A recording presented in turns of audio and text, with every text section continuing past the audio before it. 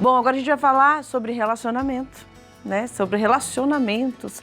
E, gente, a gente enfrenta tantos desafios, né? E, claro, que relacionamentos se rompem também, às vezes e muitas vezes, né? E a gente vai entender um pouco o que acontece, né? Quais são os diferentes tipos de relacionamento. Tem relacionamento na família, tem no trabalho, nas amizades, afetivos, amorosos, né? E as rupturas, elas nos afetam, sim. E além disso, a gente vai explorar como é possível a gente lidar com isso, né? Porque não é fácil, a gente precisa aprender a lidar, porque pode acontecer, pode acontecer. Para bater esse papo, eu recebo aqui, com muito carinho, nosso amigo Carlos. Seja bem-vindo, Carlos, bom dia. Bom dia, Dani, bom dia a todos, é um prazer estar aqui novamente. Carlos, vamos lá, né? Relacionamento, seja na família, né? Às vezes se rompe no sentido assim, o filho precisa sair de casa, né? Hoje em dia a gente vê um grande número, é uma geração de número de adultos ainda que moram com os pais, mas o ideal ali é o filho, a pessoa sair de casa para ela viver a própria vida, sim, né? Sim. E aí há um rompimento, né? Seja também numa relação afetiva. Como superar, como criar força, coragem para sair de casa? É todo um processo, Dani, porque a gente cria o filho preparado para o mundo, mas a gente nós não fazemos a preparação desse corte, né? O cortar o cordão umbilical e deixar o filho ir, né? Seguir a vida dele. Então a gente ensina tudo, a gente faz toda a parte educativa e tal, mas na hora que esse filho passa numa faculdade, arruma um emprego fora e acontece alguma coisa, aí eu tenho que lidar com aquela perda. Né? É como se estivesse morrendo, né? É como se estivesse morrendo, porque pensa bem, o seu filho está ali com você o tempo todo, aí chega aos 18 anos, ele passa numa faculdade, vamos supor, em Brasília, em Manaus, e aí vai ter que ir para bem longe de São Paulo. Como é que vai lidar? Sim. Né? Pode até ser na mesma cidade, né, Sim. Carlos? Uma relação, assim, às vezes, até mesmo como se fosse uma simbiose, né? Fosse uma coisa só, né? E ela precisa partir. Se rompe, a ideia é como se rompesse um relacionamento. Né? Sim, porque a pessoa está ali o tempo todo e de repente, por conta dos estudos, por conta de um monte de coisa, já não fica mais em casa, só aparece em casa para dormir. Então, os pais acabam sentindo muito essa questão. Não deixa de ser um luto, Dani, quando a gente fala, né? Então, assim, estar preparado para lidar com essa perda é muito importante, né? É uma preparação que os pais precisam fazer muitas vezes. E que preparação que é essa? Essa preparação é mais ou menos assim, eu preciso estar preparado, já sabendo que meu filho vai dar alguns passos fora, mas eu preciso estar preparado assim, ele só não vai estar mais morando nessa casa, mas ele vai continuar sendo meu filho.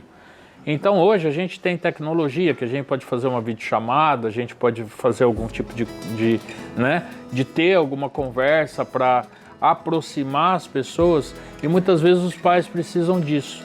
Então pode ser uma combinação, ou seja, o pai pode conversar com aquele filho via videochamada ou alguma coisa do tipo, e com o tempo, gradualmente, né, esses pais vão se acostumando com a ausência do filho. Às vezes o filho não pode falar com o pai porque está em época de prova, às vezes o filho não consegue, e aí os pais vão começando a se acostumar com a situação.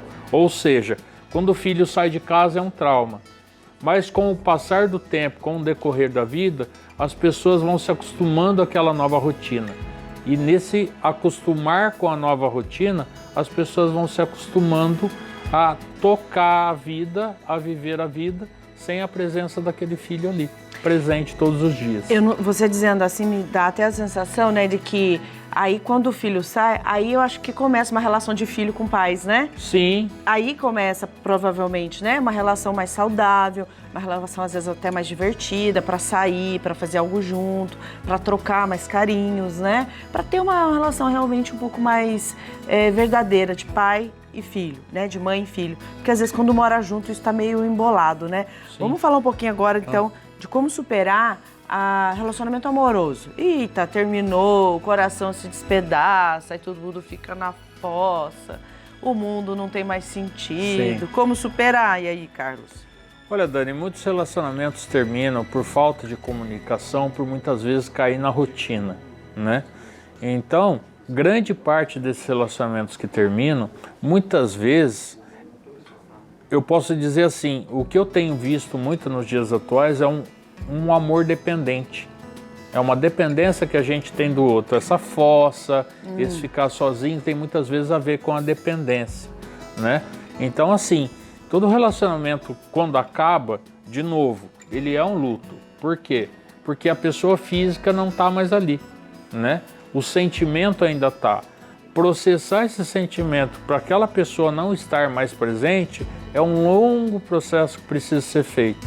Mas é muito importante a gente começar a perceber erros e acertos que levaram até aquela situação e muitas vezes trabalhar o autoconhecimento, porque assim, eu costumo dizer que relacionamento é uma via de mão dupla, ou seja, cada um tem o seu papel na relação, né? Então assim, amar, respeitar, ter caráter, ter diálogo, ter comunicação, ter um monte de coisa, da minha parte, da parte da outra pessoa, idem, a mesma coisa. Então, às vezes eu faço a minha parte, mas a outra pessoa não faz a parte dela. Ou às vezes a outra pessoa faz a parte dela e eu não faço a minha parte.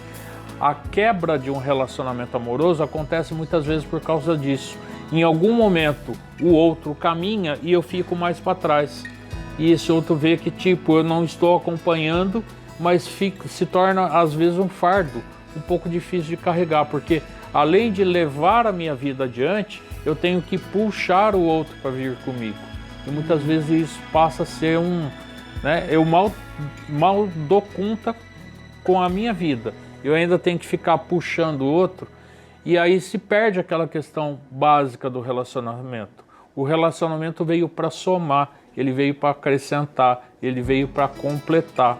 E quando esse completar-se já não se completa mais, então o relacionamento começa a entrar num espiral. Se a gente não tem olhos, se nós não temos olhos para perceber que a gente está entrando nesse espiral e muita coisa que a gente tem no dia a dia acaba se perdendo, a relação tende a se desgastar e aí a separação é consequência desse desgaste. Exato. E vamos lá, gente, momento de mito ou verdade, né? Se houver amor no relacionamento, ele pode sobreviver a qualquer crise? Mito ou verdade? Mito. Mito? Só amor não sustenta a relação. O que sustenta muitas vezes a questão da relação é o companheirismo, é o afeto, é a parceria. Amor é importante sim, o amor une as pessoas, mas só o amor não sustenta a relação. No dia a dia eu preciso daquela parceria, eu preciso daquele diálogo, eu preciso saber como é que foi o meu dia, preciso saber o que está acontecendo com o outro. Se relacionar, né? É ter aquele papo aberto com a pessoa, onde eu possa ter aquele diálogo, estou passando por alguma dificuldade, estou tendo algum problema. Então, esse diálogo é muito importante na relação. O amor é importante, sim, mas ele sozinho não sustenta a relação. A falta de comunicação entre colegas de trabalho é a principal causa de desentendimento? Mito ou verdade? Verdade. O fato de eu não conhecer a pessoa com quem eu trabalho, não saber como ele funciona, como ele age, às vezes uma atitude dele eu posso interpretar de uma maneira, mas aquela é a maneira de ser dele. Então, quando eu tenho um ambiente de trabalho onde eu tenho comunicação com as pessoas com quem eu trabalho, e eu conheço, não preciso conhecer tudo da pessoa, eu preciso conhecer o básico. Entender como aquela pessoa é, eu vou compreender alguma atitude que ela tem, senão qualquer coisinha que ela faz, eu julgo baseado no meu ponto de vista. Entendi. Né? Mas eu não estou olhando para ele, né? Não estou olhando para o meu colega de trabalho, eu estou olhando para mim. Precisa, né? Então essa comunicação entre os colegas de trabalho são muito importantes. Resgatar a relação com familiares exige o envolvimento de todos, mito ou verdade? Verdade, porque eu preciso estar aberto para conversar com aquela pessoa, entender aquela pessoa, saber o que aconteceu e eu também falar, né? Olha, me machucou muito, mas eu te perdoo, tal. Porque quando a pessoa está fechada, eu não consigo criar vínculos. Então, por exemplo, é comum entre seres humanos a gente cometer alguns erros. Todo relacionamento, seja com familiares, com relacionamento amoroso, tem algumas falhas. O ser humano é um ser imperfeito. Nós cometemos erros. Então, assim, se a pessoa não está disposta a me ouvir, ela está completamente fechada, então ela está fechando essa relação. Então muitas vezes eu posso criar laços com toda a minha família para superar aquela dificuldade que eu passei ou aquele problema que eu causei, mas se aquela pessoa estiver fechada para me ouvir, esse laço vai continuar rompido. Não existe como eu forçar essa pessoa ou fazer essa pessoa me ouvir. E muitas vezes as pessoas pensam no outro. Por que o outro não quer me ouvir? Porque não, eu preciso pensar apenas na minha parte. Eu fui humilde, eu pedi desculpas, eu pedi perdão, eu conversei com as pessoas. Fiz algo, né? Eu trazer pra gente exatamente, também, né? Eu me comprometi a fazer mudanças, a praticar mudanças, mas aquela pessoa não quis me ouvir. Então, assim, a minha parte está feita. Está feito. Aí o problema é do outro também, né? Sim, exatamente. Ô, Carlos, muito obrigada, viu? Eu que agradeço, nos Dani. trazer um pouco mais de conhecimento e nos ajudar aí a pensar sobre a vida. Eu que agradeço. Sempre muito um prazer bom. estar aqui. Que maravilha.